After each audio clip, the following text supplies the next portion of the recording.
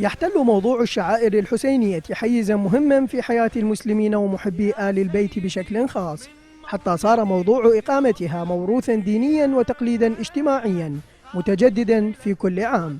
وتتنوع صور تلك الشعائر من إقامة المجالس الحسينية ولبس السواد وخدمة الزوار واستذكار الشخصيات التاريخية التي رافقت الحسين عليه السلام في معركة الطف من خلال القصائد والمحاضرات الدينية.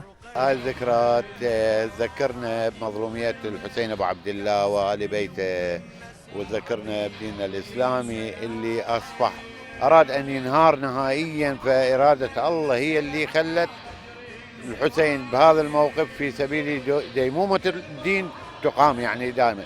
فمحبة بأهل البيت وإرادة، قلت لك إرادة الله إنه إحنا نحب هذه الشعائر ونحب هذا الشيء كل سنة وكل عام، وهي صار لها 1400 سنة 1500 سنة تقريبا، كل سنة تنعاد وتكثر أكثر وأكثر محبة بأهل البيت وبديننا الإسلام الحنيف. بالنسبة لإحياء الشعائر الحسينية، هذا تعلمنا من آبائنا وأجدادنا، إرث هذا. الإمام الحسين مدرسة، أبا الأحرار علمنا عدم الذلة، نصر الدين محمد وآل محمد.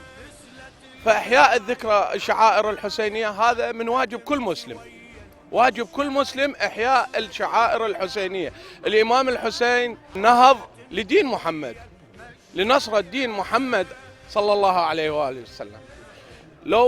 لو ما ينهض بالثورة الحسينية لانتهى الدين. ومن ثمار الفكر الحسيني مجتمع مسلم يسمو في أيام عاشوراء بالشعائر الحسينية التي خطت بالدم في أرض كربلاء، فهي إضافة إلى الأجر والثواب الجزيل مناسبة مهمة لتوحيد قلوب العراقيين جميعا الذين طالبوا المسؤولين بالسير على نهج الإمام الحسين عليه السلام واتخاذه قدوة في العدل والإصلاح. هذه الشعائر تحث المسلم على الدين والإسلام، وأن يحذو حذو الإمام الحسين عليه السلام في تصرفاته وسلوكه وتعاملاته في الجهاد، وهو جهاد إنساني، وعلى كل إنسان أن يجاهد على مسيرة أبا عبد الله الحسين ضد الظلم والكفر والطغيان والفساد.